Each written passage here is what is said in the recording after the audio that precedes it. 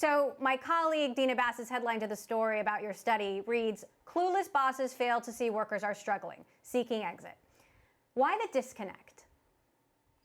Well, what a year we've had. We've tried to make ourselves students of the moment and really try and get some data to inform our position. And just as you indicated, there's a lot going on. A lot has happened over the last 12 months. So if we just look at a couple of the data points, it will help us out. First off, let's take a look at that idea of bosses and how they're doing. 61% of leaders say that they are thriving right now in the current conditions. That's a full 23 percentage points above the average worker. And so we get the sense that there is really a disconnect going on. The data also indicates that employees really appreciate flexibility. Over 70% of them say that they will take advantage of flexible work policies post-pandemic. But they are really feeling a bit of a sense of burnout right now. So we just tend to think of this, Emily, as a moment for leadership. It's so important. I think it could easily be lost on leaders, and we see that in the data right now. So there's sort of two phases here, right? Mid-pandemic, where there's still a safety risk right now. Not everyone's vaccinated. Kids aren't going to be vaccinated for a long time. And then there is post-pandemic when there isn't a safety risk at all. Let's start with mid-pandemic, like right now. When there's still a safety risk, what should employers be doing? Well, we think it's important for every employer to take a step back for a moment and recognize the importance of the moment. As you indicated, the messy middle right now in the midst of the pandemic might be one of the hardest phases. We won't be completely remote. At the same time, we won't be all the way back into the workplace. And so we've got to deal with what we would call a hybrid reality. We think that from leaders, this demands some vision, that they've got to stand up and think about kind of essentially three things. They have to think about the policies that they're putting in place for their organizations. How do they signal to their employees that health and well-being and safety are very important and yet allow flexibility? We think they're going to have to reconfigure their space. It's very clear that we're going to have to really do things differently when we're in the workplace. And then finally, we think technology obviously will be a really important part, an ingredient into the recipe as we try to make all of this work. So our biggest recommendation is for leaders to really create a plan that has those three elements, and then to look at the data and see what it's telling us to make sure we're getting the elements right.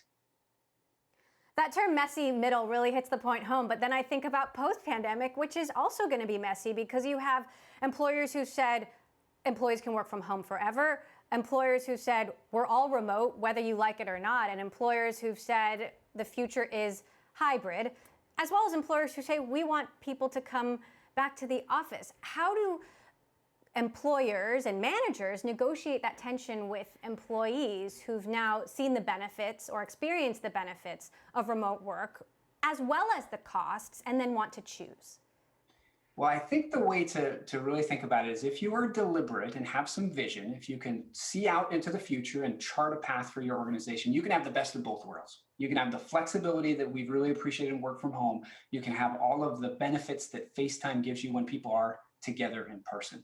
However, if as a business leader, and this is the warning I would give, if you just let this thing unfold, through this current time period and into what we might call post-pandemic, then I think there's significant risk for your organization. So the biggest single thing I can tell leaders is they really need to think about investing in culture and making sure that they rethink their operating model. They're not going to be able to go back to the way it was before. So many people think there's going to be an all clear whistle that blows. Okay, we're all back to how it was. That's just not the way it's going to be. The data clearly points to that, as it's telling us that right now, people are feeling overworked. They're feeling a lot of stress. And yet at the same time, they still want this flexibility to persist. So you just have to put that together. You have to get a plan and again, lead out in a way that helps your employees understand where you're going together. If you just let it unfold, I think there is real risk. Now, Microsoft has said employees can come back at the end of the month if they want to. And I think we're hearing a lot of employers say that right now.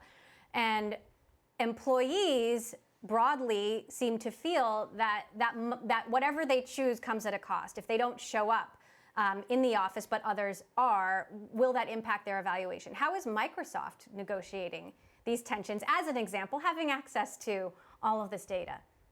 Well, that's where I go to my cultural point, where it's so important, we think, to really think very deliberately about what type of culture you're going to set up. Now, we'll start first from the policy perspective.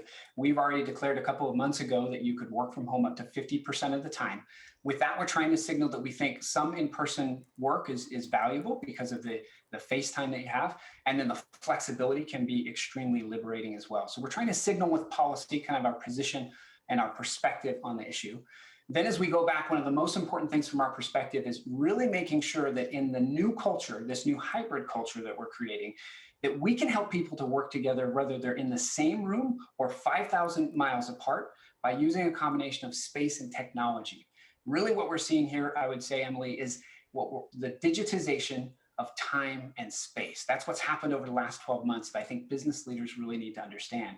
And with the right technology, you really can bridge those gaps and you can bring people together in very effective ways to be creative and to produce value.